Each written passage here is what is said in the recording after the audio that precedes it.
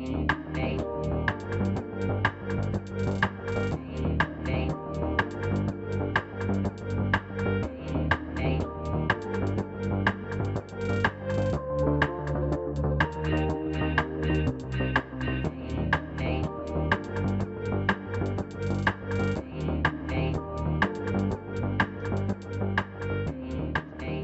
afternoon and welcome to Parks Associates Future of Video Business of Streaming session. I'd like to welcome you to today's event where we will be talking about the latest in streaming and pay TV trends. I'm Elizabeth Parks. I'm the president and CMO of Parks Associates, and I'll be hosting the sessions today where we are excited to welcome Marissa Bostick from the Motion Pictures Association, as well as some awesome executives to talk about some of the top streaming technology trends that we're seeing in entertainment video distribution. We have our featured sponsor I'd like to highlight today, InterDigital, and also to announce our in-person dates for November 18th through the 20th, 2025 at the Marina del Rey Marriott in Marina del Rey, California. We'll also be hosting another Future Video virtual session in August, and so hopefully you will join in on that discussion. Before I introduce Marissa, I'd like to go through just a few stats on the topic of piracy and what's happening with the many developments we're seeing in illegal sites being shut down here just in the past few months.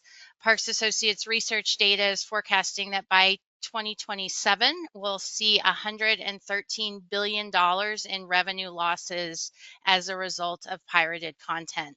This is a huge topic, and we're so excited to have the Motion Picture Association be able to contribute today and really share more about their role in the industry and how they're working with content companies and streaming providers from all areas of the ecosystem to help protect content. The MPA is a 100-year-old association and has gone through many different transformations with entertainment industry, and we're so excited to have Marissa joining us. She is the Senior Vice President and Global Head of Litigation for the MPA, and she has got amazing experience. Before joining the MPA, she was the Deputy Director for the Counterfeit Crimes Unit at Amazon, where she oversaw hundreds of civil actions and criminal referrals for content protections and piracy. She also worked in the criminal division of the U.S. Attorney's Office, the Southern District of New York, where she has prosecuted many cases, including a $554 million investment fraud scheme. She was a Fulbright Scholar on International Crime and graduated magna cum laude from the University of Pennsylvania, and also holds a JD from Columbia University. So it is quite an honor to have Marissa joining us today. And so thank you so much for being here, Marissa. If you'd like to go ahead and join us on camera, and we'd love to welcome you. Thank you for being here. I'm going to turn it over to you to let you talk to our audience, and I'll come back in a few minutes. If you are in the audience and have any questions, please feel free to add those into the chat, and I will incorporate them into our conversation. Thank you so much. Well, thank you so much, Elizabeth, for that very kind introduction. I am really excited to be here. So I just want to start with an extra thank you to Elizabeth and also to Mindy Sue and the Parks Associates Group for this invitation to this Future of Video event. So this is just a great opportunity for me to speak with you all today and share some ideas on trends in piracy and how we can all be working together against this threat. So taking a step back, as Elizabeth just mentioned, I oversee global litigation for the Motion Picture Association, including its anti-piracy arm, which is called the Alliance for Creativity and Entertainment, also called ACE. So you'll hear me refer both to MPA and ACE when I'm talking about our work. ACE is a leading online anti-piracy organization operating worldwide.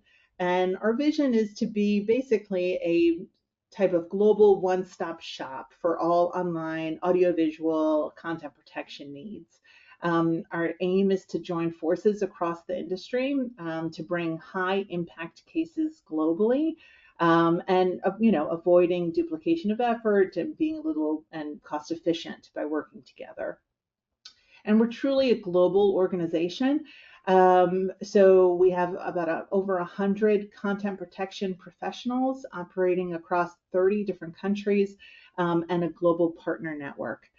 So my role in all of that is to lead a team of attorneys worldwide, including the Americas, EMEA, and APAC, to bring these cases, criminal and civil, against this piracy threat. Previously, as Elizabeth mentioned, I have a criminal and a civil background. So I worked many years at a large law firm doing civil litigation and arbitration work, and then moved over and did criminal work at the U.S. Attorney's Office. So really trying to use both of those sides of my background. And also did spend 2 years living abroad in Eastern Europe with a Fulbright scholarship where I was able to teach criminal law and legal writing. So I have a real passion about that. And so again, sort of bringing all these streams together in the work that I now do for MPA and ACE. Also, the past 4 years, prior to coming to MPA, I worked for Amazon and I led the legal team of the Counterfeit Crimes Unit. So I spent 4 years doing the same type of work, but against counterfeiters worldwide. So bringing civil and criminal enforcement actions. To really have a sense of how this works on both sides, trademark and copyright. So what I'm hoping to talk to you all today about is, I see that the key topic of this conference is streaming, including how to retain subscribers and attract new customers. So I thought that it's an important topic for us to talk about today, because piracy is such a direct threat to both of those, especially with some new innovations in the piracy realm that we're seeing, that are directly taking paying customers from legitimate services. So I wanted to talk to you all about some of the trends that we're seeing and some of the cases that we're handling so that you have more visibility on the work that we're doing and potentially how we might be working more together to protect these creators' rights. So first, I thought I'd just sort of talk through some of the trends that we've been seeing. And one includes, I'll start with an uptick in paid piracy services. So while we certainly see some that are still free and potentially also including malware, et cetera, which we'll talk about in a bit, we are definitely seeing more that require payment. And what that means is that the piracy services are able to make more money directly from the services they provide. It's not just through ad-fueled content. So we're seeing more money going to these services directly. We're also seeing the rise of piracy as a service. So in other words, services that are making piracy available more readily. White labeled services, and they're making it available for people to sell who don't necessarily have the technological expertise that it used to take to run a piracy service. So these services can make it very easy they provide a website template, easy ways to rip the content, vehicles to provide it to consumers without any specific knowledge or expertise. And along with these two trends, and I think these are all related, we're seeing that piracy services are no longer operating in the shadows. So this is not something that just exists in some type of dark web. We're seeing it on billboards, and we're seeing this in the Americas. We're seeing this in EMEA, specifically in Jordan, where there's piracy services are being advertised on billboards. They're working with social media influencers to spread the word about their service. They're applying for trademarks and forming even sometimes partnerships with legitimate companies to bundle their offerings. And the real danger of this is that the consumers, it's so easy for them to not be aware that these are actually illegal services. when you see it in the open like that, when you see it on a billboard, you see social influencers, it gives this sense of legitimacy, which means that there's even more danger for those customers. They may not be aware of what they're stepping into. And what it also means is they really are taking, they could be taking real, and I believe they are taking real customers who would be paying for legitimate services, who indeed believe they are paying for legitimate services, but they're actually paying for pirate sites. And of course, and as I referenced just briefly, there's such risks for the customers who are buying these pirate sites, including the potential for malware, the potential for identity theft. We actually just had a case in last November in Colombia, where we were working with Colombian authorities, and they conducted a forensic analysis of 2 IPTV piracy groups, and they confirmed Trojan horse-like malware that exposed the users to substantial risk. So this is a very real threat, and there's not that kind of customer awareness. So we think this is such a key trend, and it's something I'm so excited to talk to all of you about, because I do think it's something that we all can be working better together to raise this customer awareness of these threats. So looking at these trends, where I'm focused is litigation, right? How do we take action, enforcement action against these services? And so I'm going to provide some examples of some of the cases that we've been doing, but also just want to pause and say, what makes it difficult? Why is it difficult to go after them and, through these enforcement actions? And just to name 2 of the challenges, one is the cross-border element of them. So we will see services where you would have the actual operators operating out of APAC, say, but they'll be using servers or other intermediaries in EMEA, and then it's impacting, and their customer base is actually in the US or the Americas generally. And so these are truly global networks. And so one location is almost never enough to shut them down. And also sometimes when we're talking about civil courts or criminal authorities, their jurisdiction will only extend so far. So that's always going to be a complication in these cases. And of course, there's also data challenges. These services are constantly evolving to better hide their information from law enforcement and others. It may be difficult to determine the size of the service, which is so important when you're trying to explain how big this threat is and the kind of damages that they're inflicting.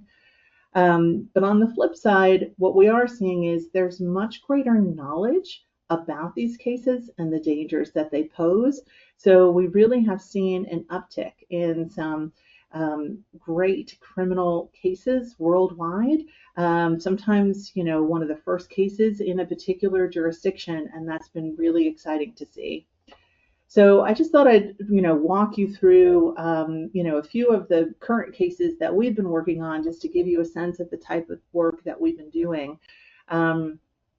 In the US, I have to mention at the forefront the Jetflix trial that happened last year. It's a federal trial against an IPTV service. It was actually initially began as a referral from the MPA over 10 years ago. So the case took a very long time to go through the entire legal process. But last year, it ultimately resulted in 6 landmark convictions. And after 2 trials in Nevada, it was a multi-million-dollar piracy operation, and all of the defendants remain to be sentenced. They're scheduled to be sentenced later this year, but the lead defendant is facing up to 48 years. So there's true progress. There's cases being brought, and statements are being made in that way. There was also just a very recent indictment out of the Eastern District of New York, and based on another referral that we had made in the 24/7 TV stream case. And that was over 1,000 channels, mostly geared to sports fans, millions of dollars of revenue. And so the U.S. Department of Justice, working with Dutch and UK law enforcement, were able to seize servers that hosted the content and the domains. In that case, one has been arrested and one is still at large, and the case is proceeding now. And so there's just some great examples of some criminal cases that are happening, and abroad as well. So just to mention one more example, Operation Volcano in Germany, again, IPTV service taken down with raids in 2023. There was a trial last year that we were able to assist, and resulted in 4 criminal convictions and sentences as high as 2 to 3 years. So quite significant. On the civil side, just wanted to give you, a few examples of the types of actions that we've been bringing. One case that we brought in France against the services Up2Box and Up2Stream.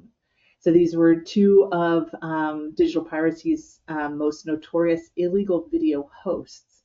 There were customers in various countries, including France, Indonesia, India, and Mexico, with 1.5 billion visits over the prior 3 years from when we brought that case in 2023. The hosting services had a sizable infringing library of film and TV titles that allowed others to stream and download copyrighted content at no cost or through a paid subscription model. And through that litigation in France, we were able to shut down the hosting sites, seize the servers, and freeze assets related to those hosting servers, and that case is ongoing. And also the DudeStream case, I should mention, in India. This is, again, one of the world's largest piracy video hosting sites, providers rather, a cyberlocker, with traffic of more than 2.7 billion visitors in 2023. They're operated out of India, and in May of last year, an Indian court granted an injunction in our case, restraining the operators from running the website. So again, the litigation is ongoing, but we're seeing some great traction. And recently, last year, we brought additional IPT cases, TV cases in the U.S., including a case against the streaming service, Streaming TV Now, against the owner and operator of that. That included thousands of live TV channels and over 35,000 pirated movies and shows. And that case is also still pending. So a lot of our work is really balancing the civil and the criminal and deciding sort of which way to go with any given case. Because while the criminal cases provide such great deterrence and this public statement of the harm of this illegal service and potential incarceration as punishment, it's not always possible. IP is not always the top law enforcement priority, even though we've seen some great cases, especially recently.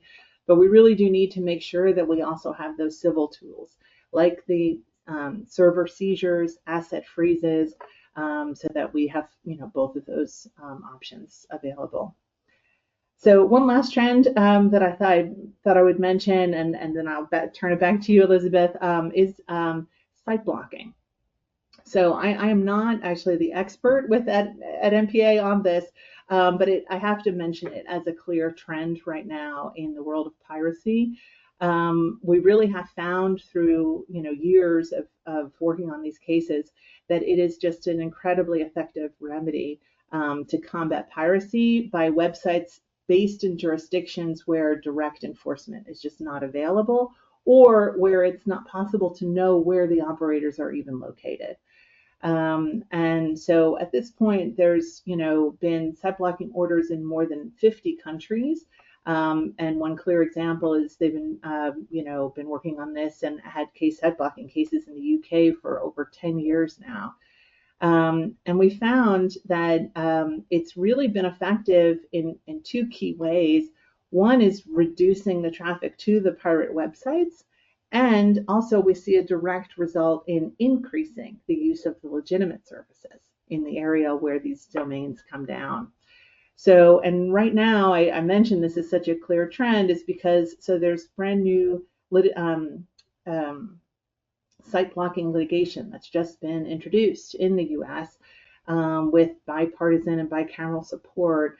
So that's an exciting development. So basically, so where am I going with all of this? We're seeing that piracy is easier to sell, easier to consume, coming out of the shadows. and gaining more income with these paid services, which means it's even more confusing to customers. So there's just this growing importance for this civil and criminal litigation. And, I'm so thankful for this opportunity to speak with you today to talk about the dangers that we're seeing to customers, to the creative industries and the related businesses. And, just say again how it's just so crucial that we be working together on this. And so really want to invite you to be reaching out on ways that you think that we can do more, both to fight the piracy sites, but also just to raise this consumer awareness. So thank you so much for having me. Great. Thank you so much, Marissa. That was so informative. I loved all of your talking points there and the examples that you shared. We do have a few questions from our audience, and then I have a couple of questions for you as well. So let me see if I can go to our audience questions first. Are you seeing the rise of more affordable ad-based services making a dent in the demand for pirated content? So I don't know if that's I one wish I that. had the answer to that question. I think that may be more Elizabeth than me in terms of the statistics at my fingertips. But so this is always going to be a balance. There's going to be the free services and sort of the dangers, and then the paid services where they're getting that money directly, and it can be so confusing to customers. So I wish I could say exactly, but I can't. Okay. Here's another one. Do you think that if consumers aren't connecting the malware threat with the piracy behavior, could could it move the needle by marketing this threat more to help with that education process? I think that's exactly it. I think there needs to be more consumer awareness. There needs to be more, and that's where I really think that across industry we could be working together. I think they just truly don't realize sometimes that these are pirate services, and definitely more needs to be done in terms of getting that awareness out.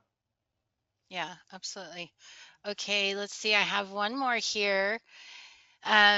This is really a comment around the issue with China stealing content and that seeming to increase. And I think the bottom line question is, are there things that we're doing specifically with regards to maybe how we're handling that specific threat? Um, There's, why should we pay for something that's not entirely, that the government isn't necessarily protecting? And what are some of the things that are going to happen to stop these threats specific from China? I mean, our team in APAC is working through all the different countries of the region and obviously including China. I do think that each country brings its own opportunities, but also difficulties. And so you have to just go country by country to figure out how to handle it. And again, I have a lot of experience working, with authorities in China from my counterfeiting background. And so, there's opportunities there and issues. So I'm acknowledging both. Sure. Okay. Well, let's go back to a couple of questions that I have just in terms of how these threats have changed over time. I mean, the video distribution world has really transformed over the past 5 to 10 years, with streaming becoming so commonplace and the main way that consumers are accessing content. So, can you maybe share a little bit more, especially about the global nature and how these public-private partnerships work? You referenced some of it in your earlier comments. Yeah, I mean, there's no question that this is truly a global threat. And I think some of the other, um, questions you were just raising are getting at that. And as we're seeing, it's even one piracy site is truly global, just in and of itself. So again, you can, the example I gave earlier, you can have operators operating out of a country in APAC, but using intermediaries that are located in the EMEA region, and the customer base is actually in the US, so where the biggest harm is happening in an entirely different place. So the question is, how do you handle that? Which country do you begin in? There's not going to be just one silver bullet often for these, where you just can bring the action in one country, whether it's criminal or civil, and take care of it, because it's really spread between these different geography, and sometimes we don't know where it is. So it's really such a huge part of the work that we do. So, and another thing that we're seeing and kind of trend in that area is that there's more piracy services being operated in new jurisdictions. So, including across MENA and APAC, places like Vietnam, Indonesia, India, definitely not limited to APAC. We're seeing this in various parts of the world. And potentially the reason for that is that, there might not have been effective or deterrent enforcement action in the past. Sometimes there's a tech savvy young population that's graduating and coming into the workforce in potentially a difficult economic environment. Or the opposite, you have sort of the piracy as a service that I mentioned earlier, where it's easier for people to step into selling piracy without having that technological background. And so you have law enforcement agencies who maybe lack some experience or technical sophistication to investigate what are now becoming very complex piracy organizations. So this has been a huge emphasis for us to really work in these newer jurisdictions, to establish precedent, maybe bring some higher profile cases, work directly with the local law enforcement, and share trends, development, and techniques in the piracy enforcement that we've done, and really try to push the envelope where we can to take action against these newer forms of piracy and the ecosystems that allow that piracy to grow. So just to give you one example, and actually, Elizabeth, you had it on one of your slides, it's a case that we worked carefully on. It's the F Movies case out of Vietnam. And this was a case, it was one of the largest pirate streaming operations in the world, with more than 6.7 billion visits between January of 2023 and June of 2024. And piracy enforcement is really quite new in Vietnam. So we worked really closely with local political and law enforcement authorities, including the Hanoi police, about sort of why this case was important, and piracy investigations overall. And it resulted in one of the biggest takedowns of 2024. So you can see that you can have that impact. The case is still ongoing. And another key thing is that you have to have a global team that can really be working globally. So that's why it's so important to us to have this coverage across so many countries, so that we're really in the region and can address the issues as they come up.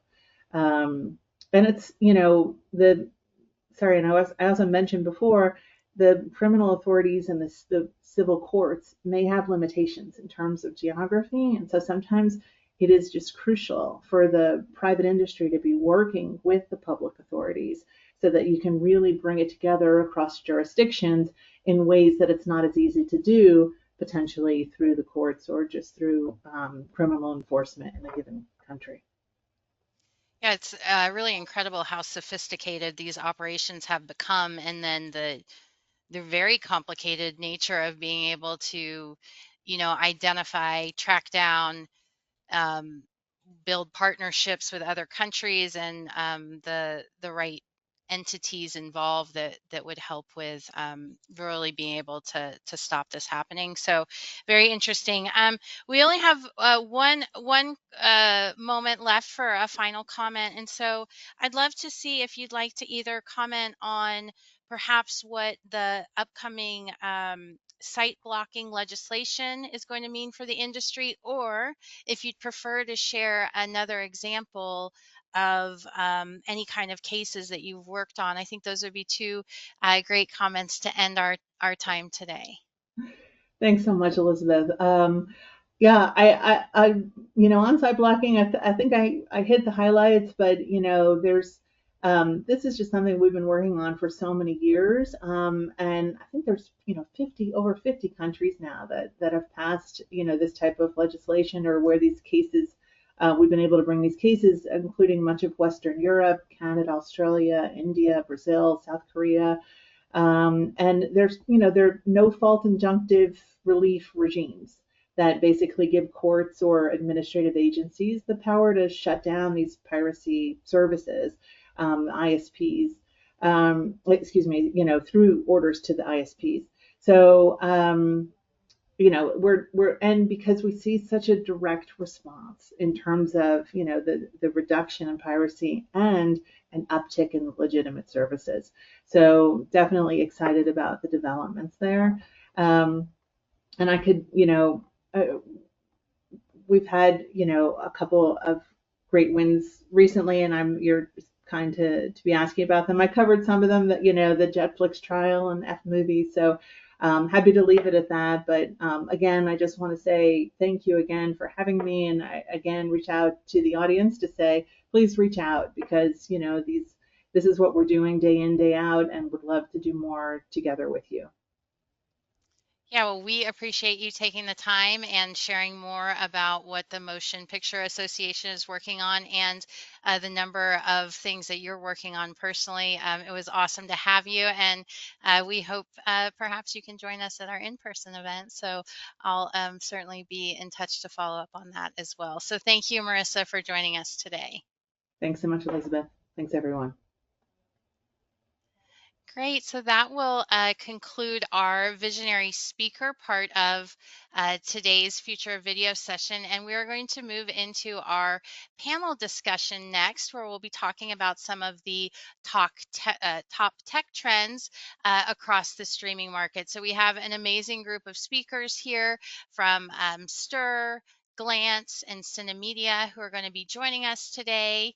And we're going to focus this conversation on what it means for the market in 2025, as we look at video distribution as hybrid business models in a multi-platform, multi-device world, what the impact of live TV and sports is on that viewer experience, and all of those opportunities to connect to that next stream of revenue, and also a little bit more about success, engagement, churn, and metrics. And so I'm very excited to be hosting this discussion. I'm going to share just a few points from Parks Associates' most recent research, and then we'll invite our speakers to join in and introduce themselves. We're also going to take questions, so if you have any questions, please be sure to put those into the chat bot.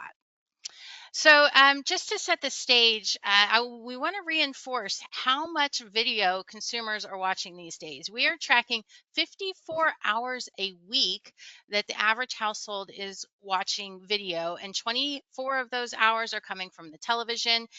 Dramatic 14 hours here being consumed on the mobile phone, and we still have the computer and tablet taking up many hours of video time as well. And so this video consumption continues to increase. These numbers are higher significantly year over year. And when we see what consumers are doing on their devices in the mobile world, we can see this incredibly dramatic impact. I love this chart because it goes back and highlights data not only from 2020 and 2016, but also from 2012, which is over a decade ago. And you can see just what's happened here when we look at how consumers are using their devices for video consumption. The TV set has held its own. The mobile phone, again, that dramatic increase, a little bit of drop down on the computer, but the tablet increasing as well. And so this mobility factor is also changing the format of video content, as well as the advertising that's going along with it. And what we're seeing in many ways, just like cable, is that advertising is the cornerstone of the business model. And so you can see here that this introduction of ad-based services across the leading players, we're now tracking that 57% of those user bases are now using their ad-based services, which is really a dramatic change from a few years back when perhaps there weren't ad-based services being offered. Now showing that 47% of all households are using some of these services in the past 30 days. And again, this continues to be an increase year over year. This means that the advertising world is becoming more important to that streaming provider and the platform in terms of getting that revenue in to help the service make sense with the bottom line and profitability.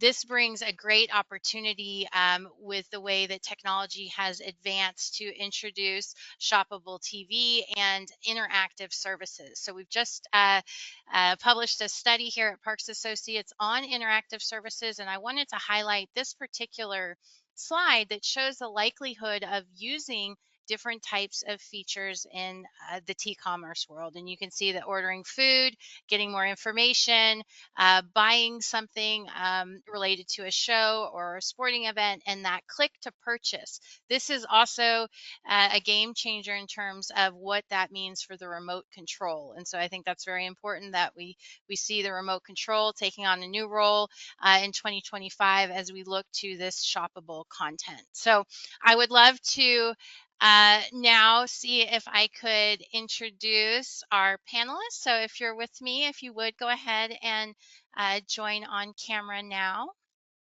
and we will work to get each of our speakers to introduce themselves and get into our topic of conversation. So thank you, gentlemen, for joining today. I'd like to welcome you and thank you again for your time. We're going to go ahead and see if Todd will introduce himself and his role and a little bit more about STIRR. Thanks, Elizabeth. My name is Todd Carter. I'm the CEO of Thinking Media and STIRR. I appreciate the opportunity to speak with everyone today as part of this Future of Video panel. Just quickly, I have a background in a field called multimedia semantics. I've enjoyed, sort of pioneering roles in the application of a technology called linked media, which addresses the challenge of sort of media on the web, making it more connected, more discoverable, more engaging. We've got an operating thesis that is going to will have a transformative effect on streaming entertainment, and that streaming entertainment would benefit from the application of these linked media standards to sort of connected television. And we're going to demonstrate that very powerfully with STIRR. Okay, great. Thank you so much for joining us today. Manish, would you like to introduce yourself and Glance TV as well as Glance? Hi, Elizabeth. Hi, everyone. Thank you for having me at the panel. Basically, I'm the SVP and GM for Glance TV. Glance is basically a subsidiary company of the InMobi Group, which is one of the largest ad exchanges based in New York and San Francisco. Glance TV was actually set up about four years back, where our objective was to actually help consumers basically get bite-sized or glanceable information on their ambient screens. Ambient screens is basically the screen that comes up after a certain pause, which currently today only had beautiful wallpapers, but we believe that there is much more value that can be provided on that screen, and that's what Glance TV is all about. We provide real-time updates across multiple categories: news, entertainment, sports, business, finance, and also we connect smart home, something that that Elizabeth kind of talked about before. We provide live scores, and of course, all of that delivered in a very, very beautiful fashion onto what we call the lock screen or the ambient screen surface. We work with both, like we have almost about hundreds of content partners who effectively provide us content through which we curate through generative AI on things which are relevant, important for the consumer, and that then gets delivered to the surface of the consumer. We deliver basically content which emotionally, from a user perspective, provides positive emotions, and because this is a living room device, and therefore basically try and ensure that the consumer keeps looking at his screen and creates an always on experience on his TV surface, even when the TV is not actively being watched by consumers. Basically, we have partnered with multiple providers, TV manufacturers, IPTV manufacturers, to have this as default ambient surface. We've launched with a company called Airtel, and which today gets about 1.2 million devices, 500,000 DAO, and a screen time of almost about 4.5 hours, a median of about an hour and a half, and 20% engagement that we see even on this particular passive surface. So basically, by transforming, and we our vision is basically to transform ambient surfaces so that people kind of keep looking at it. Today, either the TV is switched off, or basically people don't look at it. This, of course, by having people kind of consume that particular content in a beautiful fashion, we provide monetization opportunities, which are both brand ads as well as native commerce, which can be actually provided to consumer in a very, very interesting fashion. And basically we provide measurements and all of that. And what is more interesting is that because you're a part of the InMobi group, which today has almost over 2 billion smartphones, in which the InMobi ads SDK is there, we provide cross-platform opportunities for consumers as well. So yeah, so that's about it from my side. Thanks again, Elizabeth, for having me on the panel. Yeah, absolutely. Very interesting. And we're looking forward to hearing more about this big screen and how it can be capitalized on, really, especially in this always on world. So we appreciate you joining us. And Jim, we're welcome. I would love to welcome you as well. And if you would, go ahead and introduce yourself and your role as well as Synamedia. Sure. Thanks, Elizabeth, and thanks for having me here. My name is Jim Turner. I am the Vice President of Product Management for Streaming Services and Streaming Platforms at Synamedia. Synamedia has been around for about 30 years. You may have known us over the years by other names like NDS, but we're one of the largest providers of video solutions for service providers and content owners. I'm part of a business unit called Media Cloud Services, which has just as it sounds, we're focused on improving media experiences and delivery by using cloud services in new and unique ways. And in specific, I lead the product and business for a new product called Senza. Excuse me. Senza is a new, very disruptive way to deliver video. In essence, what we've done is take all of the computing elements and all of the application execution that you would normally find in the hardware that actually resides in the home, whether it's a connected TV or a streaming stick, and move all of that into the cloud. And then we just deliver a very simple video stream from the cloud to what we call the cloud connector. Simply decodes that video stream, does the appropriate decryption and piracy protections, and delivers that to the TV. And at the other end, applications are built and executed on our platform through a basic Chrome browser, actually a full-featured Chrome browser.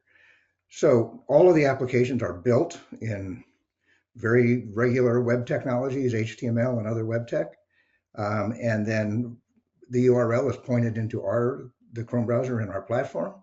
And it means that now you can deliver video that has all of the capabilities of a really powerful website, because you're using full powered cloud GPUs. You can do things that you might imagine doing on an Xbox. You can now do very simply with an input through a Chrome browser and deliver it to your end device, whether it's in the home or hospitality or any other video service that uses that kind of display mechanism. So look forward to talking about more, and thank you again for having me here. Yeah, absolutely. Really interesting, especially I think probably on some of the metrics that are able to be captured through that web browser, as well as the experience really for the consumer. So let's get into the conversation here a little bit. I'd really like to start off talking about how the expansion of the hybrid models, the platforms, the devices is really ending up changing some of the business frameworks that that have been set up in time, and then where the new vision of the future is for that video experience. And so, Todd, I want to start off here with you and see if you can maybe give your vision of what this experience will be looking like as a result of these advanced technologies, the platforms, the different connection points with the consumer across lots of video formats. Elizabeth, thank you. Yeah, I'm delighted to talk about our perspective. So STIRR, is a streaming entertainment platform that we acquired from Sinclair Broadcast Group in Q1 of 2024. We are really trying to transform that brand. It's a challenger brand for sure, but we're transforming that brand into an intent-led specialist streaming entertainment platform that's underpinned by technology, enabled by data, and that has diversified revenue streams, right? So we're not talking about an impression-only business at this point. We're talking about a business with multiple interconnected monetization frameworks. I think when we look at the landscape, for us, it's not just about streaming. We're really in the attention business now, right? And I think all streamers maybe are, and I think maybe they know that, right? So if I look at the existing generation of streaming entertainment platforms, to me, they all look, including STIRR, I mean, they all look commoditized, right? Sort of the same UX, the same presentation, the same sort of watch experience. And so the possibility to think in terms of that onward user journey, how fans are interacting with not only around the discovery problem, but also then sort of the TV UX, UI, and watch experience, how they're actually engaging with content. You pointed out earlier, Elizabeth, in that chart, sort of the TV utilization and the mobile utilization, and they're sort of in a bar graph and they're disconnected. But what we see in the data is they're actually quite coupled, right? The people are moving from TV to mobile, from mobile back to TV. And so that sort of onward user journey, I think, is quite interesting. And so we've been really focused on this idea of intelligent personalization. And by personalization, I think it's a very overused and unfortunate term at this point. It's really about adaptation, right? How do you adapt the user experience to, the user on the fly? Maybe it's the content and the UX, right? How do you adapt content and UX to the user on the fly? And I think that really does require, to Jim's point, almost like a new approach, right? A new architecture for how these types of services are delivered. So just really quickly, there's 5 maybe things that we're super interested in. And I'll just skip through them and then we can dive in deeper, as a group.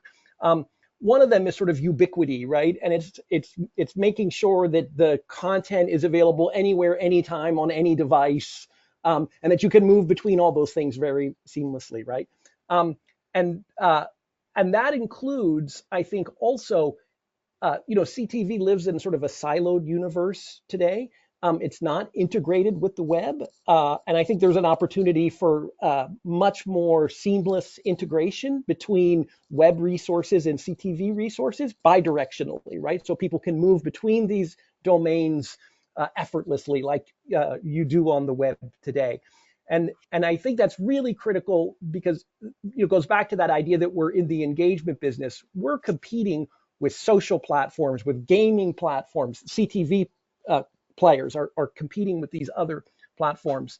And so I think the users expect to be able to move around fluidly. And and in CTV, that's not the case, right? Things are really, really challenging. So this idea of ubiquity, I think, is a really important one. I think this idea of adaptation is critical, and I think there's an opportunity to use generative AI to really begin to adapt the TV UX, UI, and watch experience. Why is watching sports the same experience as watching movie? You think about sort of the modalities of lean forward or lean back. They're all served through just a single lowest common denominator UX today, and I don't think there's any reason that has to be that way. So that idea of transforming the experience to something that's truly adaptive is at the forefront of what we're thinking. I think social integration, how many times do you want to watch something? I watched the Andy Warhol Diaries. I wanted to share that with a friend of mine. But there's no way to do that on CTV today, right? There's no way to just say, here, watch this, right? I've got to go to my phone, find it, look it up, send the thing. So social integration, I think, is another powerful area. I think Jim is alluding to something that we think of as augmentation. It's a little bit like augmented reality, but for, if I'm watching a breaking news story and I want to find out more about that, how do I do that? I can't, right? If I'm a fan of a TV show and I want to engage, where do I do that? I go to some social platform that's not even owned by the media company and engage there. So I think augmentation, augmenting the watch experience with other data, other information, stats, is a powerful area. And then the fifth area, I think, is around really the evolution of creation, content creation. In the past, it's only been, let's say, maybe big studios that produce streaming entertainment content. But now you have this rise of the creator economy. You've got podcasters and video bloggers, and just providing tooling to enable those folks to participate as first-class citizens in the streaming entertainment landscape, I think is powerfully transformative. I think it will change the TV experience. And so I think those 5 things are things that we're leaning into very heavily at STIRR, and how we think the experience is likely to change going forward. And we can talk more about that, but I'll pause and let the group, get involved in that discussion. Yeah, no, those are really great comments and major, huge points, certainly that we're seeing with the advancements of technology and capabilities. And so let me see, Jim, maybe I can turn it over to you and see if you want to expand on anything that Todd stated here, particularly as it relates to cloud services. And then Manish will come over to you next. Sure. Yeah, Todd, you really set me up very well. Thank you for that. As you look at how experiences are evolving, one of the obvious things in general is the use of AI for customization, personalization, other sort of advanced experiences that can be generated, whether it's Gen AI or just data analysis. But the unfortunate part is that all of that gets limited by the device itself that it's running on. Today, content providers or TV operators or other providers of video services build an app, and then they have to download that app and run it on the hardware that lives in the resident's home, which means that for a lot of the times those apps are designed at the lowest common denominator, So whatever the least amount of compute power you have on all of the services that you, all of the platforms you provide, you end up designing for that rather than designing for what you really want to do. What we've done with Senza, as I said, is we've moved all of that into the cloud. So we're independent of the device itself that's in the home. And we have at our fingertips all the things that you can get from the cloud and also all the power of cloud CPU and GPU. So all of the graphics, all of the compute power that you can get from the cloud. That means that you can create customized user experiences in real time, much as Todd discussed. You could do them targeted. You can use cookies. Again, it's just like a website. Everything you could do with a website, you can now do for each individual user that you deliver video to. So highly customized user experiences, very powerful graphics experiences, 3D animations, and integrations with mobile phones, so that we have customers that are using mobile phones as input devices, and then they can throw that over to the TV. So that kind of integration. Gen AI integration. Again, anything that you have in the cloud, it's easy to integrate in the cloud. So when you do that, and even as interactive features we talked about, sort of a flashback for me. I've been working in interactive television since Canoe days and earlier, like 15 years ago. And so it's exciting for me to have a technology like this where interactivity is built in. It's just like it's in a website. And so it enables the development and the delivery of amazing real-time user experiences. And we've got to see this evolution. I think we're sort of at the beginning, and I think we've claimed a really important part of that space. But I think in general, media has to find its way out of being limited by the actual device that's in the home. Because every time we use a Roku or a Fire TV, and in 3 years it's not powerful enough to run the most recent application, and we throw it away and have to go get a new one, we need to find our way to get out of that. And that would allow us to create these amazing new user experiences, and to engage people and engage our viewers in an entirely new way. Yeah, really, really interesting comments, and it definitely seems like we're in a new world that's in the early stages. Although we've been talking about interactive TV, like you said, for really decades now, and I think that we're at a place where the technology has advanced.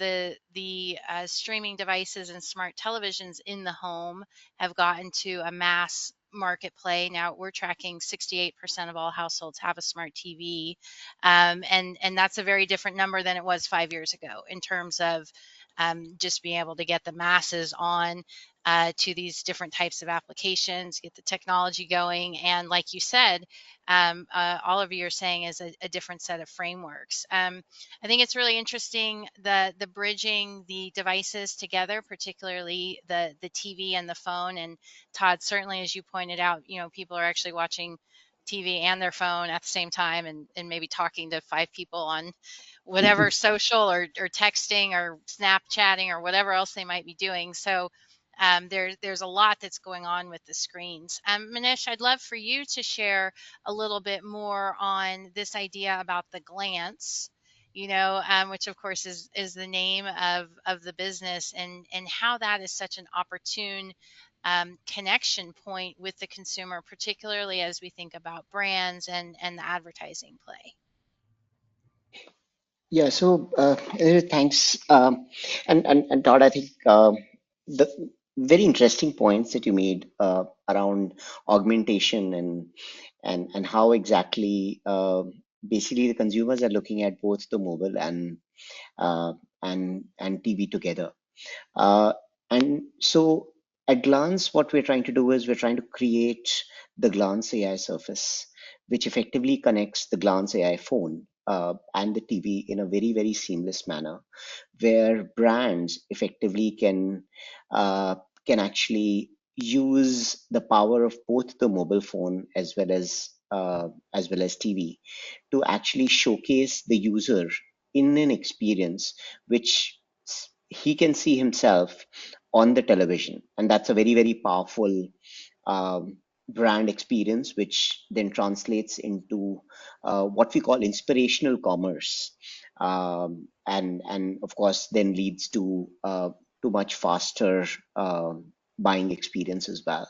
So some of these are things that we are experimenting with on by linking both the phone and the TV, and multiple other things that we're trying to do to ensure that the glance experience effectively is not just a single screen experience, but an omni-channel experience that we're kind of putting together. So we use QR codes to actually have people buy tickets, look for trailers, buy recipes, and so on and so forth. Basically, we use the use of what we call CTAs, like a quick read. And one of the points that you made was around the fact that, okay, if the user likes a breaking news story, what does he do? He will effectively need to go to his mobile to actually search for that information. But we use Gen AI in a very, very beautiful fashion to actually provide a summary of that particular news in a bite-sized information in what we call the child stories by a quick read button if he's interested in.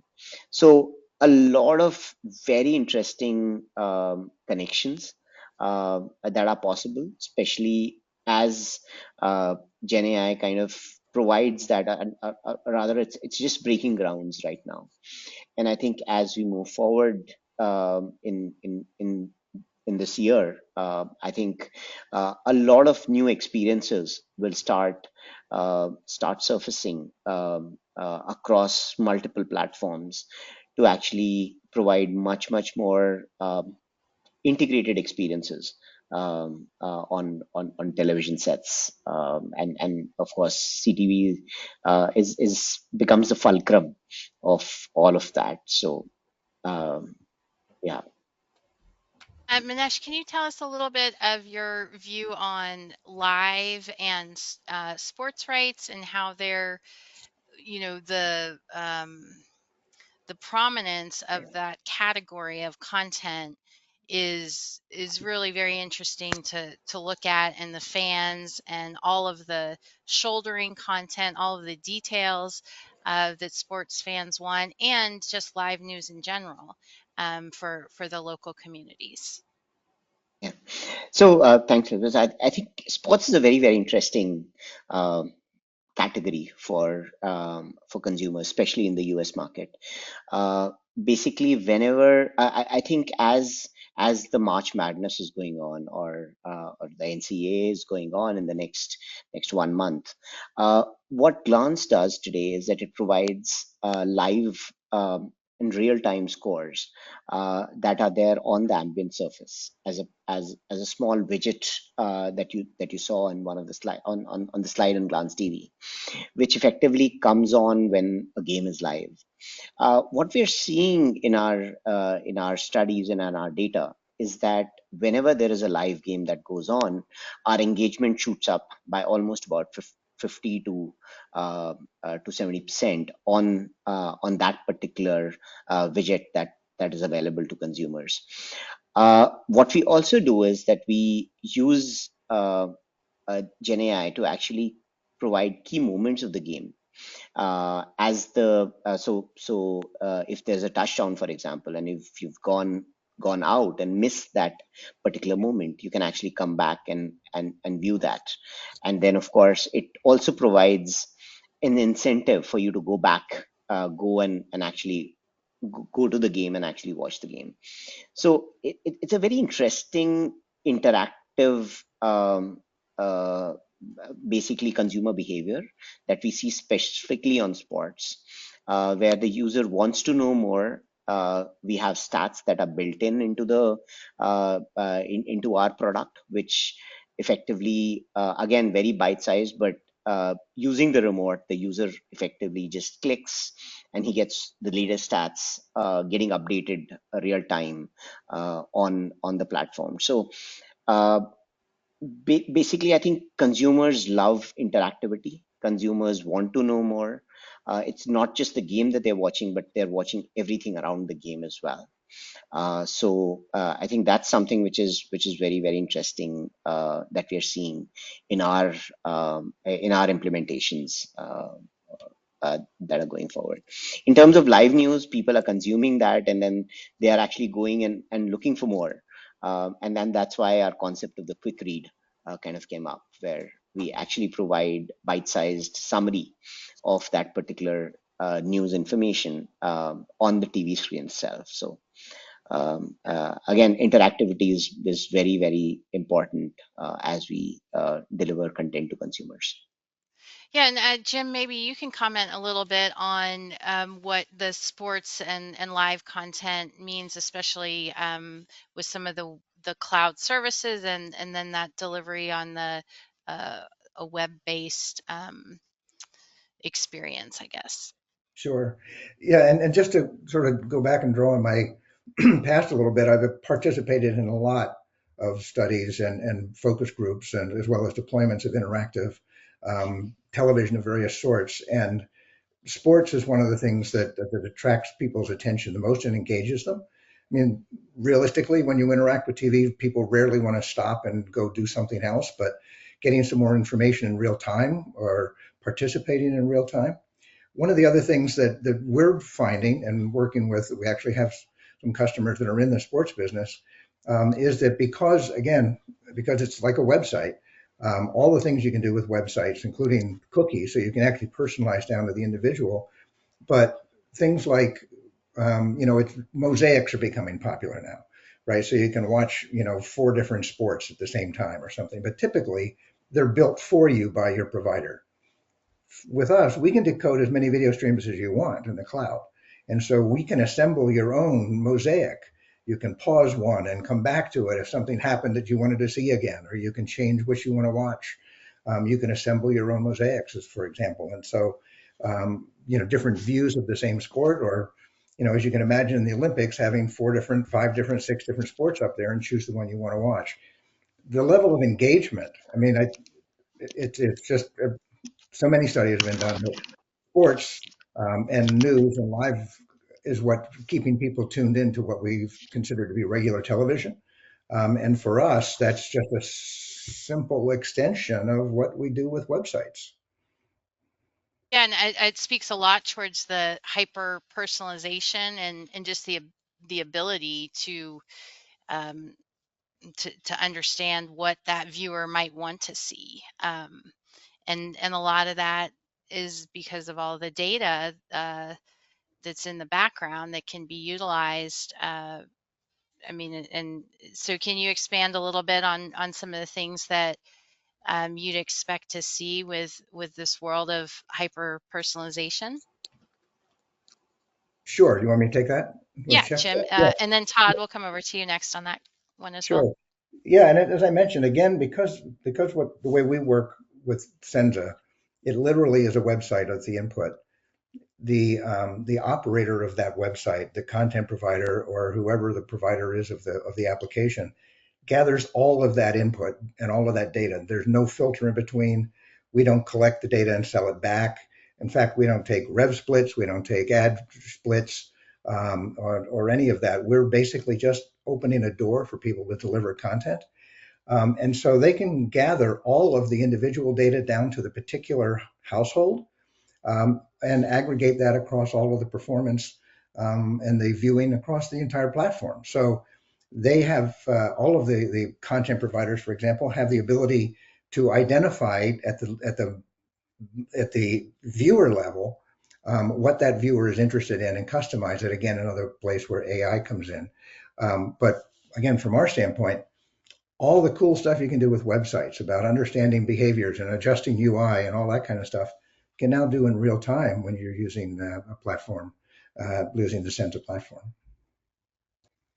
Yeah, very interesting. All of this speaks to the layers of value that are being created, and I think Todd, that's that value that gets extended, and then these new streams of revenue, of commerce, of connections really are transformative in terms of what's to come in the experience of watching video. And so I would love to hear a little bit more from you on either the hyper personalization abilities or that value that can come through because of what the platforms can be doing in the Yeah, background. let me try to actually thread those two topics together because I think it's quite interesting, and I do think they are connected. So one, I just want to react to something that Jim said, and I think both Manish and Jim made excellent points. But um, the this idea that the TV operating systems are sort of like this lowest common denominator that sort of gates what you can do. It's a real challenge, and it gets to be a challenge the moment you start to try to run multiple players on a device because while some of them may be powerful, others may not.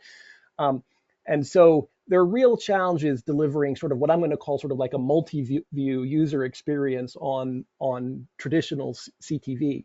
But if you look at users, I mean, I think there's this idea. Jim talked about tiled or mosaic.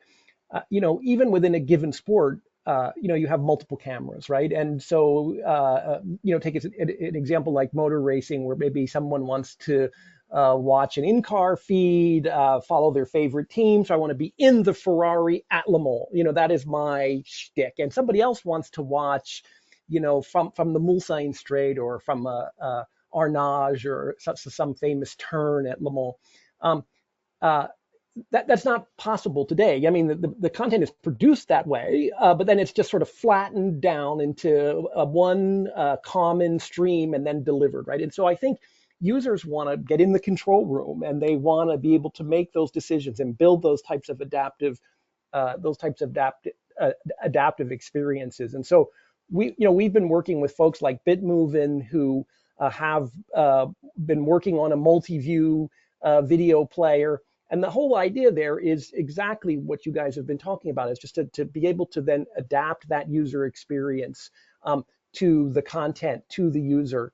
Today, a cooking show and the Super Bowl are delivered on exactly the same, through the exact same UX. And that doesn't make any sense because the cooking show, leads inherently, when we think about these onward user journeys, Elizabeth, to your point about monetization, what we typically find is people engage in about 5 different types of behaviors when they're watching something. So they're watching something and then they want to know more, they want to go somewhere, they want to do something, they want to buy something, or they want to watch more stuff like that, right? Know, go, do, watch, buy. Those 5 behaviors. You can't do any of that today. And that's what people want to do. And they probably want to do that on a mobile device, frankly, not on the big screen.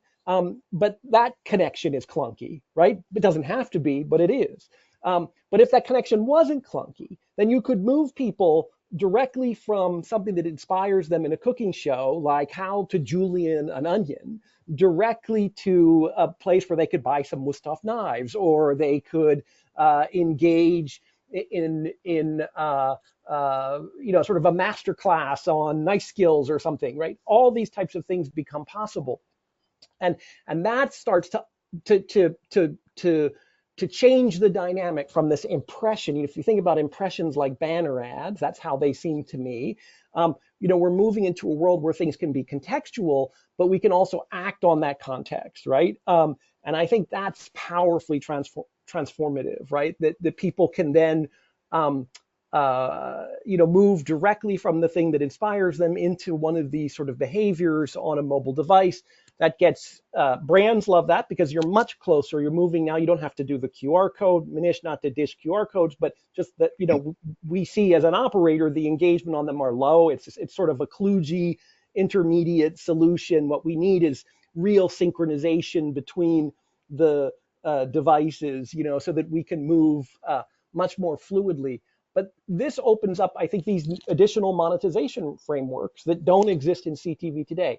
That makes for a much healthier ecosystem. Investors should like that, right? Because now, if we're following, our favorite influencers or our favorite creators, we can really get involved in those, in that content, in those communities, in much more powerful ways. And those are the things I think that animate us at STIRR, right? Is building that future. And I think that's very, very different from what exists today. And I think from a experience or attention economy perspective, you're really transforming the traditional streaming platform into an experience-led entertainment ecosystem. And that, I think, is why we're all here today, right? Because we sort of see that starting to shape up. And Elizabeth, one maybe last comment. I think you're right. Interactive TV has been around for decades. Remember second screen? Everyone was excited about that for a whole decade, right? All these things are giant nothing burgers, right? They are. But now suddenly, just because it took AI, whatever, how long? 75 years to get to where we have something like OpenAI and ChatGPT, a long time. So I think just because these things were nothing burgers in the past doesn't mean they're going to be nothing burgers in the future. And what is today sort of looked at as a sort of ossified from an investor perspective or a user experience perspective as sort of an ossified or ossifying ecosystem, this TV landscape has the potential to then become completely transformative. And I think, again, I think that's why we're here, and that's what we're all excited about. Yeah, absolutely. I mean, it seems like there's a real marketplace that's getting built in a completely different way than the past, and the screen, whether it's the TV, the phone, the computer, whatever screen is there, um, is driving, will really be driving that experience. And so all this technology that's getting built in and enabling new applications and capabilities and metrics and measurements and really is really, to your point, is transformative. There's so much that we're going to see, and a lot of what we'll see is revenue, right? And those hardware companies are looking for um, where's our revenue going to come from when basically we're not making money off the hardware, right? That's the world we're in now. And so I think there's going to be a complete expansion of different players into new areas. We're seeing that already. And, we very much appreciate you gentlemen joining today to share more about the technologies and capabilities that your businesses are working within. And so hope, I think Todd, you'll have the last word here with your final comments. But we do appreciate you all joining. There's so much to focus on as we move into the second quarter of 2025 and what's to come in the world of streaming, advertising, and really the consumer journey, right? This demand is being driven by the consumer, along with the different capabilities and that power of choice. So thank you again so much for taking the time to join us. We appreciate you, and certainly hope to see you all at our in-person event in LA in November. Great. Thank you, Elizabeth. Great. Thank you. Thanks so much. Thank you, Elizabeth. Great. So again, thank you, gentlemen, for joining. And just a reminder to our audience, we are hosting another session virtually in August, and we will also host our in-person event November 18th through the 20th. Our team is here for you. If you have any interest in getting involved with Future of Video or Parks Associates research, we have lots of research where we're tracking the industry players in the streaming market, also looking at the different business models, the revenues, the interactive TV experience with consumers. We're about to publish a study on the fan experience and the segments watching sports on TV. And also another big thank you to InterDigital, our featured sponsor for today. And thank you to the audience for being here. If you have any interest in talking with our team and sharing more about your technology solutions, we'd love to learn. And thank you again for joining us.